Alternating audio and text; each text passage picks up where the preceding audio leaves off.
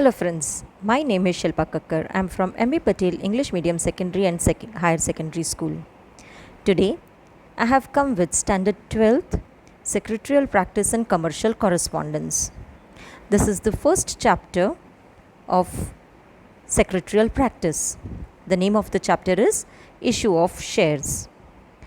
Issue of shares includes how the company issue the shares, which type of companies issue the shares, what are the procedure of issue of shares, what are the duties of issuing the shares, how the shares are allotted, after allotment of the shares, how the statement is formed. Later on, call on shares are there, the effect of call on shares, forfeiture of shares, surrender of shares, effects of forfeiture and surrender of shares. Then comes the regular allotment of shares, irregular allotment of shares, illegal allotment of shares. What are the effects of illegal and irregular allotment of shares? Then comes the forfeiture of shares. Today we are going to discuss the duties of secretary regarding forfeiture of shares. You all know the secretary is a person who takes care of all the procedures very nicely. It is his responsibility to take care from the beginning of the concept of share allotment, filling up the form, getting ready the prospectus, getting signed by the registrar, getting the signature of the stock exchange, listing of the stocks, everything. After that, when the dues are not paid on call on shares by the shareholders, the duty of the secretary, the company secretary, comes to light. So, the secretary has to verify the provisions of forfeiture of shares in the article of association. After seeing the provisions, verifying the provisions, he has to make a list of the members who has not paid the call on shares. Then he sends the reminder to the defaulters as per the resolution made in the board of directors meeting, and then he sends the final reminder to the defaulters who have not paid the arrears after sending the first reminder. Holding the meeting of board of directors to pass the share resolution. He has to finalize the date and finalize the reminder. After that, he sends the notice, final notice to the shareholders for forfeiture of shares, giving the notice in the newspaper regarding forfeiture of shares. He has to see that also that the register of members, in that register also he has to cancel the name of the member of the shares, the shares which were allotted to those people who has not paid the call money, and getting resolution regarding reissue of shares passed in the meeting of board of directors, and informing new shareholders regarding allotment of shares and entering their name in the register of members. The effect of the forfeiture of shares. As you all know, shareholder is a member of a company. A person who holds the shares becomes the member of a company, has all the rights in the company. So, if the shares are forfeited, then it is very obvious that his membership comes to an end from the date of resolution of the share forfeiture. Not only that, the amount which he has paid at the time of filling up the share forms, the form for application form for the shares, he cannot get the money back. He has to give away that amount.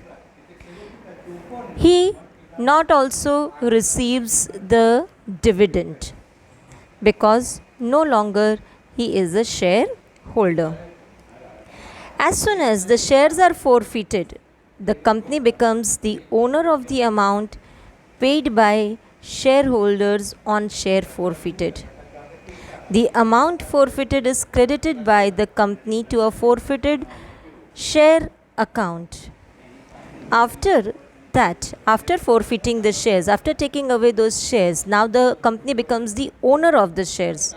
And later on, the company can reissue those shares.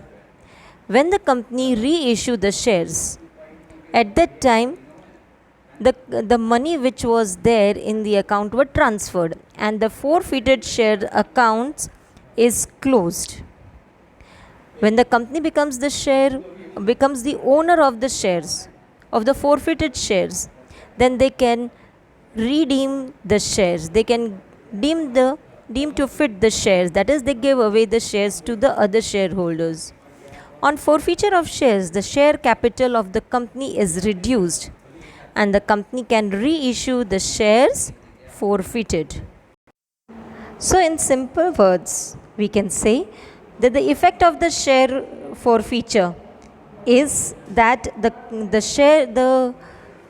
shareholders do not have any voting right and his membership comes to an end. Now, he does not have any right on the company. In the same way, there is surrender of shares. Share certificates are written to the company under the following circumstances. These are when share certificates are torn, when share certificates become ineligible, then it is wrongly printed. It is ILLEGIBLE. Illegible means not be able to read. When there is no space left to record, when the shares are to be consolidated and shares are subdivided. So, in these circumstances, such questions come in the examination for 2 marks, that in which circumstances shares are surrendered. So, these are the 5 points which you have to keep in mind for share surrender. There is another feature called lien shares. Share liens means when creditor receives the right to acquire possession of the property of the debtor and right to sell the same in order to recover his dues in case failing to pay his liabilities is called as lien. When the shareholders, see, there are different ways in which the shares are allotted. The shareholders, some shareholders give their property in mortgage in return of the shares and they promise to pay the amount and release their property. But when such thing does not happen, at that time share lien is prosecuted. And when share lien is prosecuted, at that time the membership comes to an end. According to the Companies Act, a company has lien on only those shares issued which are partly paid up for. By using a lien on shares, the company can, these are the rights of the company. The company can restrict the transfer of such shares. Company can restrict the dividend on such shares. Company can restrict bonus shares. That is, bonus shares means the right shares which the company offers to the present shareholders. And company restrict the shareholders' right to vote. So these are the things which you have to keep in mind. This is very important from the examination point of view. Such questions are asked for 2 marks. Alright, what is shared dividend? Company pays the tax at the end of the year out of the profit earned for the year. Alright, so the amount of profit left after the payment of tax is called as divisible profit. Divisible means dividing profit. A certain amount of the divisible profits is retained by the company. Retained by the company means it is kept by the company as a reserve capital. Reserve capital means the money which the company can use for future prospects, future provisions. So these the amount which is kept by the company is called as reserve capital, which is from the profit earned by the company. Thus, the dividend means the share of divisible profit distributed by the company among its shareholders on the basis of paid up share capital on shares held by them in form of cash or share or in any other form. It is important that we have to see that Indian Companies Act dividend can be paid in cash only. There are 2 types of dividend. One is interim dividend and the other is final dividend. Interim dividend is semi-annually paid up, that is after 30th September, half yearly it is paid. The company has received the profit and they want to give this profit to the shareholders. At that time they can declare the interim dividend. And final dividend, it is paid at the end of the year out of the profit earned by the company. Dividend is paid to equity shareholders as well as to preference shareholders. Dividend paid on preference shares at a fixed rate of dividend before paying dividend on equity shares is called as preference dividend. As per the provisions of the Companies Act, preference shareholders have prior right over equity shareholders in terms of receiving dividend. तो सबसे पहले किसको मिलता है? Preference share holders को मिलता है. उसके बाद डिविडेंड किसको मिलता है? इक्विटी शेयर होल्डर्स को मिलता है. Therefore preference dividend is paid first and then the board of directors recommends how much of the remaining divisible profit can be distributed as equity dividend. So preference shareholders को ज़्यादा पहले मिलता है, बाद में preference मिलता है equity shareholders को.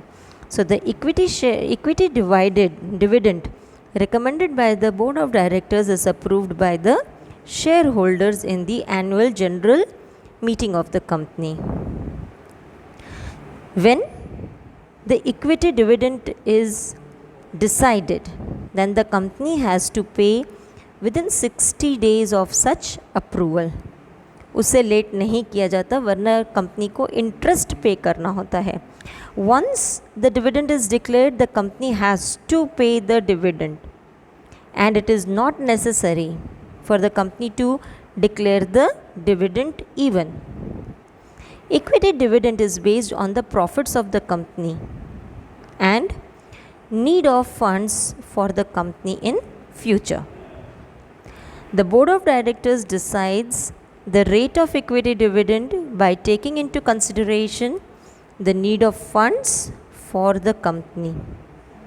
Thus, it is not legally necessary for a company to declare and pay equity dividend every year, and its rates may be changed year to year. Not only that, if the shareholders in the annual general meeting wants to reduce the percentage of the amount of the of the dividend, the shareholders can reduce the amount decided by the board of directors in the meeting. So this is all for this chapter. Read the chapter carefully, thoroughly, and try to comprehend it, understand it well. I'll give you questions in the next session. Thank you.